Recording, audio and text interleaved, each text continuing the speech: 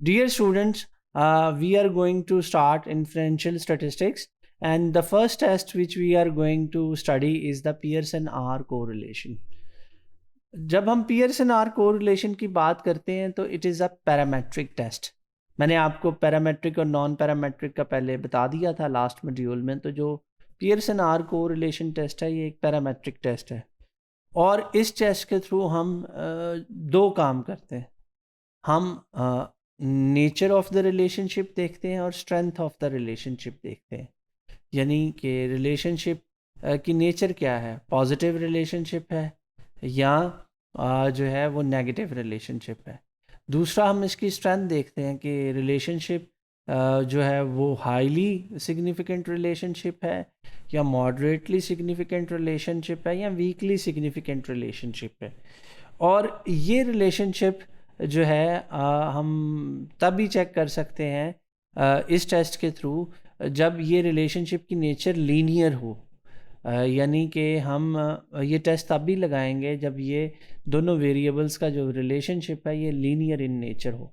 और इसका जो फार्मूला है वो आपके सामने यहाँ पे दिया गया है कि इसमें जो है हमें जो हम इस फार्मूले को यूज़ करते हैं.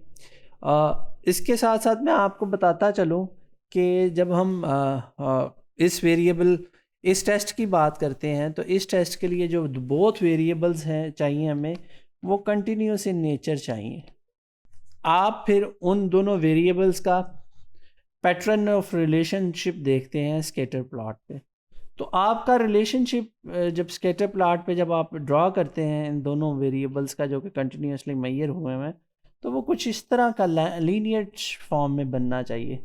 तो ये पॉजिटिव है और ये डिक्रीजिंग फॉर्म में ये जो है ये नेगेटिव रिलेशनशिप होगा. अब अगर रिलेशनशिप कुछ ऐसे बन रहा है या ऐसे बन रहा है तो इन दोनों सिचुएशंस में हम पियर्सन आर कोरिलेशन कंप्यूट नहीं करते. ना हम पैराबोलिक या कर्वीलिनियर रिलेशनशिप के लिए, ना ही ये इसको हम पैराबोलिक या कर्वीलिनियर कहते हैं और इसको हम एक्सपोनेंशियल कहते हैं.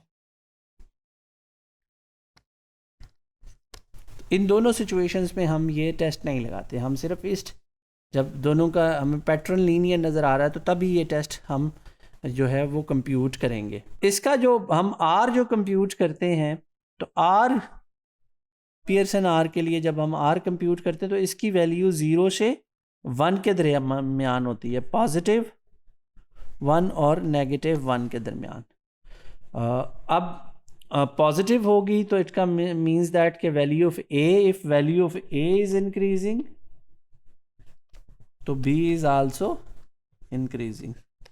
अगर नेगेटिव होगी तो if A is increasing then B is decreasing. तो इस कोफिशिएंट की वैल्यू 0 से 1 के दरमियान होती है. तो अगर इसकी वैल्यू 0.81 से 1 के दरमियान है तो आपका रिलेशनशिप हम ये कह सकते हैं it's a very strong relationship. और अगर इसकी वैल्यू 0.60 से 0.799 के दरमियान है तो हम कह सकते हैं कि इट्स अ स्ट्रॉन्ग रिलेशनशिप. और अगर 0.40 से 0.599 के दरमियान है तो हम कहेंगे इट्स अ मॉडरेट रिलेशनशिप.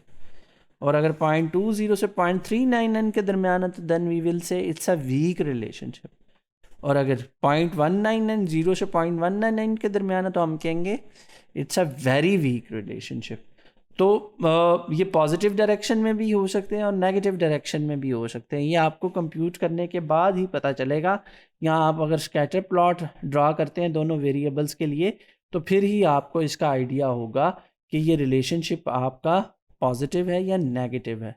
और आर आपका कंप्यूट SPSS आपको कर देगा.